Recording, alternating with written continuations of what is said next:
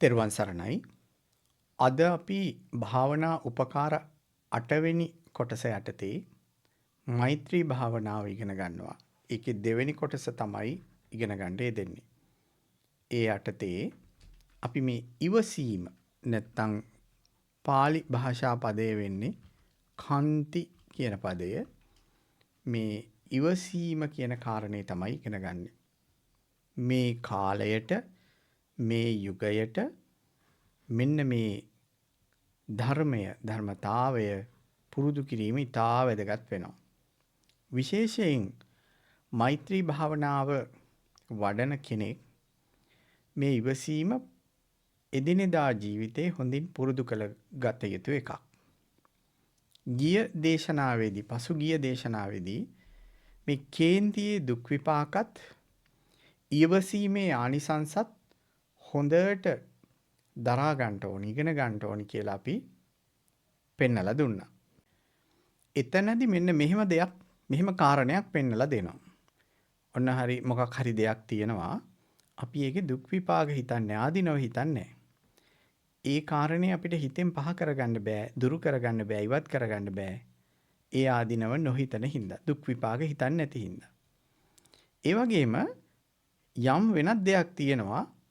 ඒකේ අපි ආනිසංස ප්‍රතිලාභ හිතන්නේත් නැත්තම්, දන්නේත් නැත්තම්, ඒ දේ අපිට ලබා ගන්නත් බෑ. ඔක පොදු කාරණයක්.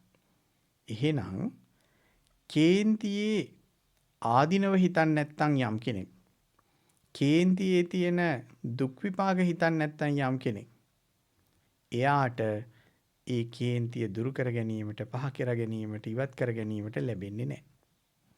ඒ වගේම ඉවසීමේ ආනිසංස, ඉවසීමේ ප්‍රතිලාභ යම් කෙනෙක් දකින්නේ නැත්තම්, ඒ ඉවසීමෙන් කියන ගුණය, කාන්ති කියන ගුණය ලබා ගැනීමට, පිහිටුවා ගැනීමට, මෛත්‍රිය වැඩිවීමට යාට ලැබෙන්නේ නැහැ. ඒක පොදු කාරණයක්.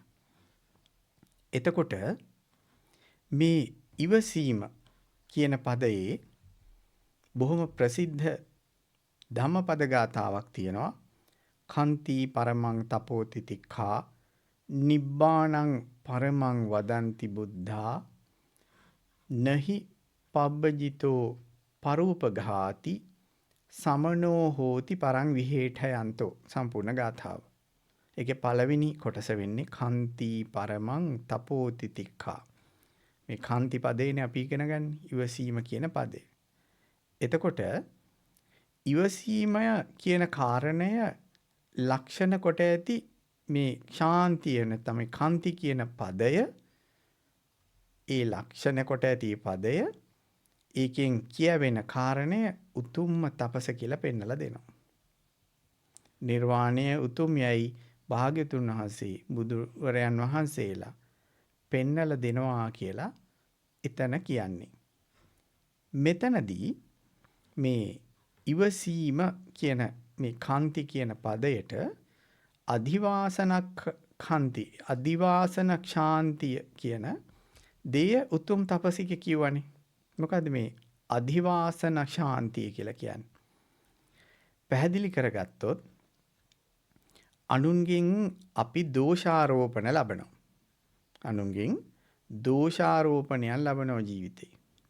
අන් අයගෙන් අපිට පීඩාවන් ලැබෙනවා. පීඩා කරනවා අන් අය.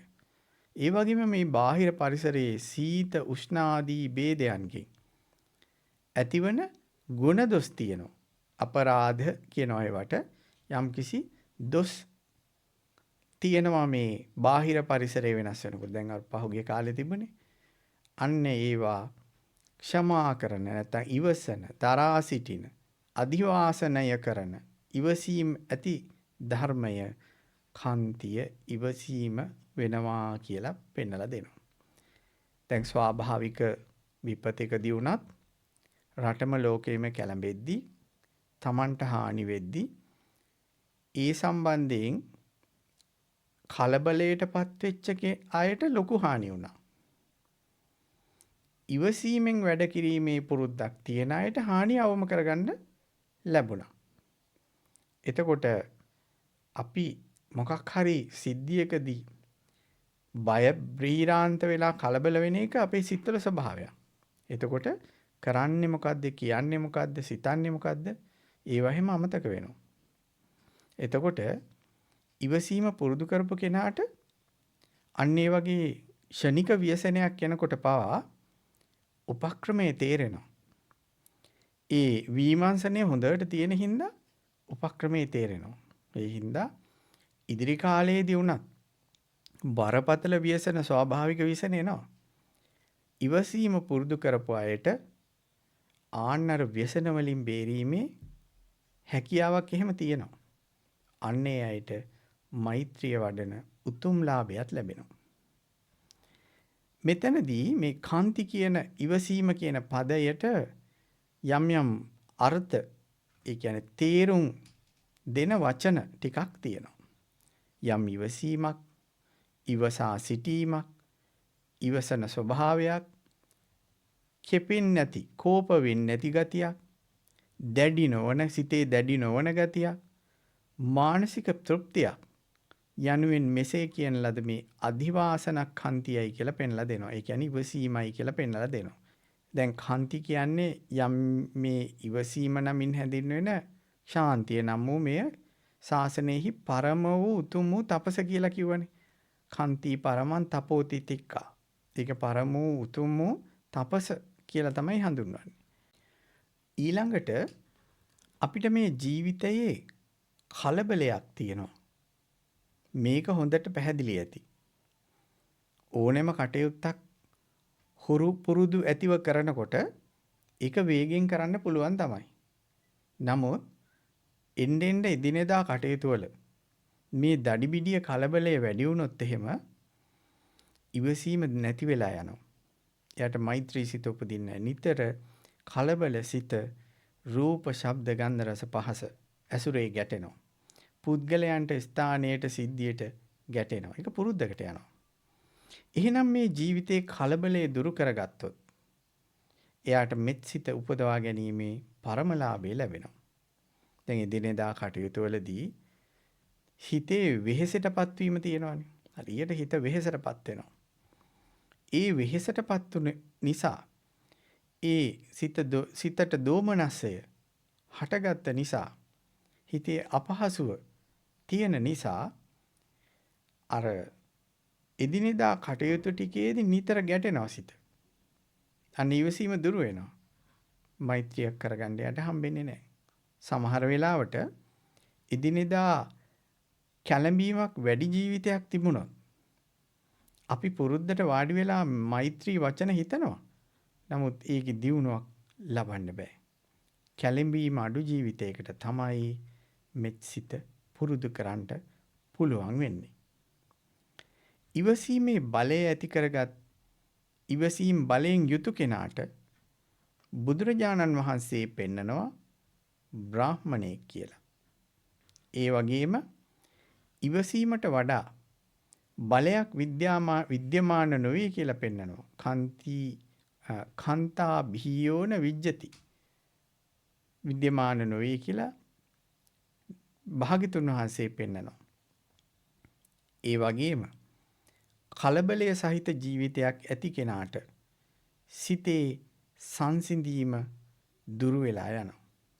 කලබල සහිත ජීවිතය තියෙන කෙනාට සංසිඳීම දුරු වෙනවා. අපි කතා කරා. වැඩ කටයුතු දඩිබිඩිය කරනවා. කිසිම සංසිඳීමක් නැහැ. හැබැයි මේ සිත ඒකට හුර වෙනවා. ඒක නිකන් සාමාන්‍ය දෙයක් විදිහට පෙන්න සිතේ පිළීම හට ගන්නවා. ඉවසීමේ උතුම් බලය ඇති කෙනාට ඒ ඉවසීමේ උතුම් බලය ඇති කර ගැනීමට, කලබලය අඩු කර ගැනීමට එහෙනම් මොකද කරන්න ඕනේ? ජීවිතයේ මෙන්න මේ වරින් වර සිත සංසිඳවන එක කරන්න ඕනේ. දවස ගෙවන්න ඕනේ සිත සංසිඳුවමින් වරින් වර. පැය ගාණක් වැඩ කරන කෙනාට පැයක්, දෙකක්, පැය භාගයක් හෝ යම් විවේකයක් ගන්න පුළුවන් නම් එයාට අර කලබල අඩු ගතිය, නීවරණ අඩු ගතිය, ඉවසීම සහිත ගතිය ඇති වෙනවා. ඒ වගේම වරින් වර හිත සංසිඳවන්න ඔය වැඩ ඉවර කරලා වෙනත් වූ මේ විනෝදයක්ම වෙන එක නෙවෙයි කරන්න ඕනේ. හිතේ විතර්ක අඩු කරලා සංසිඳීම වැඩි කරලා සිත පහසුවට පත් කරන දෙයක් අහලා ධර්මදේශනාවක් ඒ වගේම පිරිත් සජ්ජායනාවක් මේ වගේ දෙයක් අහන්න ඕනේ. කෙටි දේශනාවක් අහන්න ඕනේ. ඒ අහලා හිත සංසිඳවමින් අර එදිනෙදා වැඩ කරනවා. කලබලය අතරේ මේක හුරු නෑ වගේ තේරෙනවා. නමුත් දැන් සමහරව වෙහෙසට සින්දු අහන්නේ. ඒ වගේ බුදුරජාණන් වහන්සේගේ ශ්‍රාවකයාට වරින් වර සිත සංසිඳවන්න මේ වගේ පිරිත් අහමින් හෝ භාවනාවක් කරමින් හෝ සිතේ යම් අරමුණක් නැවත නැවත සජ්ජායනා කරමින් හෝ භාවනා වාක්‍ය සජ්ජායනා කරමින් හෝ මේ වරින් වර සිත සංසිඳුවන ක්‍රමයක් කල්යාණ මිත්‍රය ඇසුරේ සාකච්ඡා කරලා හඳුනාගෙන ඒක පුරුදු කිරීමෙන් හෝ ඉවසීම හට ගන්නවා. එයාට මෛත්‍රී සමාධි දියුණු කරගන්න අවස්ථාව තියෙනවා. සියලු දෙනාට මෛත්‍රියේ ආනිසංස ලැබීමට කෝපය දුරු කර ගැනීමට ඉවසීම නැමැති උතුම් ගුණය පුරුදු කර ගැනීමේ බලය ඇති වේවා උපදීවා කියලා අපි ආශිර්වාද කරනවා. තෙරුවන් සරණයි.